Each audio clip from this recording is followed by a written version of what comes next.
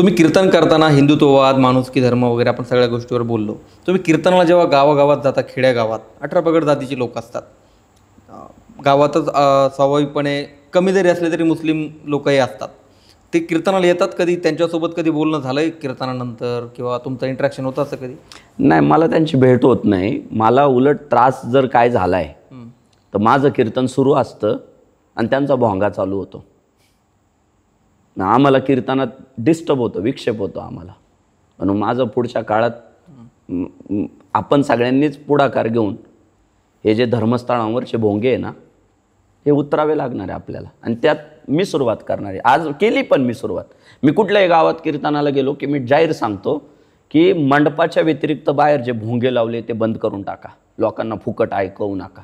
काय होतं, लोक मंडपात येतात ऐकायला, मांड्या अवघडून 2 तास बसून ऐकतात.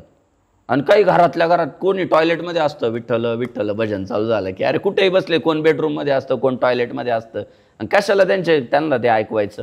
मी भोंगे बंद करायला लावतो.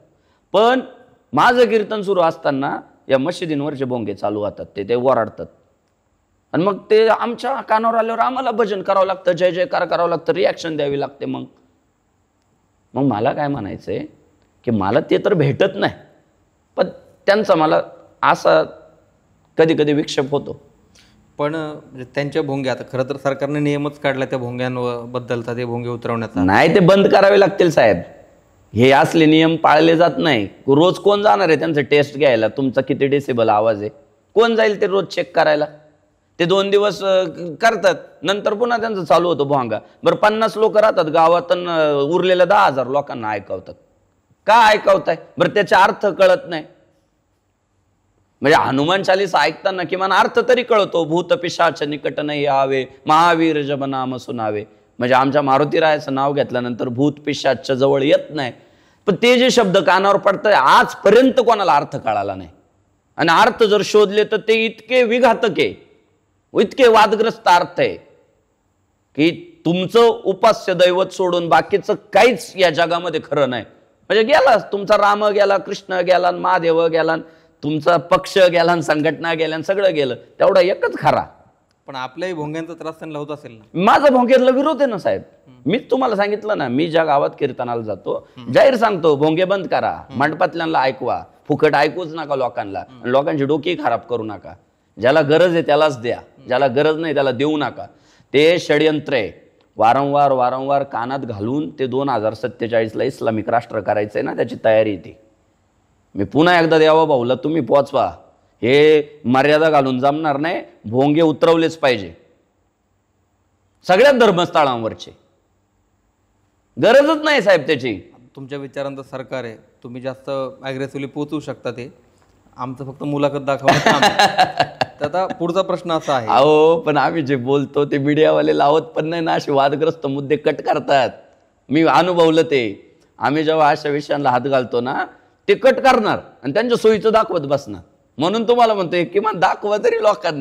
आता हिंदुत्वावर बोलताना संत परंपरा आणि हिंदुत्ववाद याच्यात वेगवेगळ्या संतांचं हिंदुत्वावर मत जे काय असेल, आपण आळंदीत आहोत आज, म्हणजे याच्यावरती म्हणून मी खास विचारतो आळंदीत आहोत म्हणून. ज्ञानोबरायांचं हिंदुत्वावर काय मत होतं, तुकोबरायांचं हिंदुत्वावर काय मत होतं? संत परंपरा आणि हिंदुत्ववाद मला समजून घ्यायचं आहे. मुळात ज्ञानेश्वर महाराज हे कडवट हिंदुत्ववादी आहे.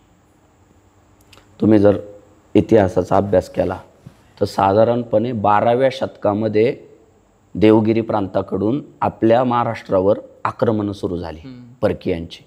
आणि भगवान श्री ज्ञानेश्वर महाराजांचा कार्यकाळ सुद्धा 12व्या शतकातलाच आहे. त्या काळामध्ये ज्ञानेश्वर महाराजांनी अभ्यास केला की अरे हे परकीय आक्रमण करते, परधर्मीय लोक तर महाराष्ट्रात घुसखोरी करायला लागली. पण महाराष्ट्रातच मूळच्या अनेक समस्या आहे. म्हणजे वेगळं संकट उरावर घ्यायच्या अगोदर आधीचे संकट तर सॉल्व्ह करावे लागतील ना. आणि त्या काळात महाराष्ट्रात संकट होतं वर्णभेद, जातीयवाद. मग ज्ञानेश्वर महाराजांच्या लक्षात आलं की पहिल्यांदा आपल्याला हा वर्णभेद आपल्याच हिंदू धर्मातला, कोण म्हणतोय ब्राह्मण आहे, कोण म्हणतोय मराठा आहे, कोण म्हणतोय ब्राह्मण आहे, कोण म्हणतोय क्षत्रिय, कोण म्हणतोय वैश्य, कोण म्हणतोय शूद्र आहे. म्हणजे हे 4 वर्ण झाले. पुन्हा त्यात जाती, कोण ब्राह्मण, कोण मराठा, कोण सुतार, कोण माळी, कोण वांजारी, कोण तेली, कोण मातंग, कोण भिल्ल. मग हे सगळं संपवलं पाहिजे म्हणून ज्ञानेश्वर महाराजांनी प्रतिज्ञा काय केली, अवघाची संसार सुखाचा करीन आनंदे भरीन तिन्ही लोक. आता सगळ्यांना सुखी करायचे. पर्याय काय दिला, जाईन गे मायेता पंढरपूर. आता पंढरपुराला निघायचंय. कोणी निघायचं, सगळ्यांनी निघायचं. यारे यारे लहान थोर याती बलती नारी नर करावा विचार न लगे चिंता कवनासी. ज्ञानेश्वर महाराजांनी माझी ये जीवीची आवडी पंढरपुरा नेईन गुढी. म्हणजे आता आवडीनं पंढरपुराला मी एक ध्वज घेऊन जाईल. तो ध्वज कोणता हो, भगवा आहे. तुम्ही आजही 2025 मध्ये बघा वारीच्या वाटेने कोणते ध्वज दिसतात तुम्हाला, भगवे दिसतात ना. ते हिंदुत्व आहे आणि त्याचे जनक ज्ञानेश्वर महाराज आहे. त्यांनी ती भगवी पताका घेतली आणि दाखवून दिली आपली ताकद की आम्ही काही जातीत विभागलेलो नाहीये, आम्ही काही वर्णभेदात विभागलेलो नाही, आम्ही सगळे हिंदू संघटित आहे. आणि भगवी पताका घेऊन निघाले. ते ज्ञानेश्वर महाराजांचं हिंदुत्वच आहे ना. नाही तर मग त्यांनी म्हटले असते की पताका वगैरे काय नको बाबा, त्यांनी धार्मिक तेढ निर्माण होती. त्यांनी घेतला ना भगवा झेंडा हातात. शिवाजी महाराजांनी भगवा झेंडाच घेतला ना हातात. हे हिंदुत्ववादी आहे सगळे. दुरितांचे तिमिर जाओ विश्व स्वधर्म सूर्य पाहो. विश्व स्वधर्म सूर्य पाहो म्हणजे काय की हा जो वैदिक मार्ग आहे, हा जो व्यासांपासून आलेली म्हणजे श्रीमद भगवद्गीतेच्या व्यासोच्छिष्ट जगत्रय म्हणजे सगळं व्यासांचं जे तत्वज्ञान आहे, हे याची गरज फक्त ह्या प्रांताला नाही, ह्या हिंदुस्थानाला नाही, ही जगाला याची गरज.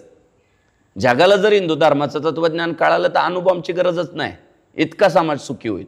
आणि मग त्या काळात ज्ञानेश्वर महाराज म्हणाले विश्व स्वधर्म सूर्य पाव. म्हणजे माझ्या स्वधर्म रूपी सूर्याचा प्रकाश जगाच्या कानाकोपऱ्यात पडो. याचा अर्थ काय, जगात भागवा फडको. हिंदुत्ववादी आहे ते. तुकाराम महाराज सुद्धा कडवटे फार.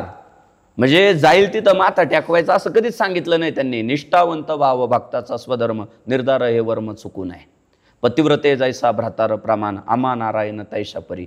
ते म्हणतात म्हणजे का बोलावं लागलं असेल हो महाराजांना असं.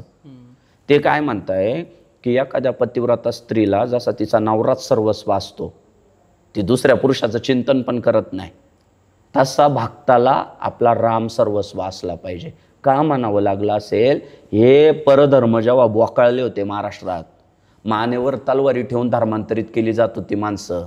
नेरेटिव्ह सेट करून त्यांचा बुद्धिभेद करून वेगवेगळ्या धर्मांमध्ये त्यांना ओढलं जात होतं. तेव्हा संतांनी हाक दिली की बाबा पतिव्रते स्त्रीला जसा तिचा नवरा सर्वस्व आहे तसा आपल्याला आपला राम सर्वस्व असला पाहिजे.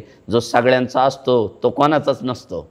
म्हणून निष्ठा तैसे न हो आम्ही विठ्ठलाचे दास येऊ आणि कास काकुळती. ते म्हटले दुसऱ्याला काकुळतीच येत नाही, एक धरीला चित्ती आम्ही रखुमाईचा पती. अवी निष्ठा आहे, आम्ही एक रखुमाईचा पती आमच्या चित्तात धरलाय, बाकीच्यांना जागा नाही. याचा अर्थ एवढाच आहे की आपापल्या धर्माशी प्रामाणिक राहा. देह जावो अथवा राहो पांडुरंगी दृढ भाव. म्हणजे कदाचित कोणतरी आला असेल मानेवर तलवार ठेवायला की बाबा मारून टाकेल, चल धर्म परिवर्तन कर. तेव्हा बोलणं आहे की देह जावो अथवा राहो, शरीर राहिलं काय आणि गेलं काय, पण मी माझ्या देवापासून बाजूला जाणार नाही, मी त्याच्याशीच निष्ठेने राहील. हे सगळं हिंदुत्व आहे आणि तेच तर आम्ही मांडतोय. काय झालं माहितीये, काहींची अपेक्षा काय माहितीये का, धर्म तर हिंदू राहिला पाहिजे समोरच्याचा, पण त्याचं वागणं सगळं भेसळ झालं पाहिजे. तो जिथं जाईल तिथं त्याने माथा टेकावला पाहिजे, समोरचे म्हणतील तसा बावल्यासारखा तो वागला पाहिजे. नाही, तो कडवटच पाहिजे, त्याला भगव्याचाच अभिमान पाहिजे, त्याला रामाचाच अभिमान पाहिजे. कुठेही जाऊन सादरी टाकणारं हिंदुत्व आम्हाला मान्य नाही, कुठेही जाऊन प्रार्थना करणारं हिंदुत्व आम्हाला मान्य नाही. आमच्या देवापुढंच जो नमस्कार करील ना तो हिंदू आहे.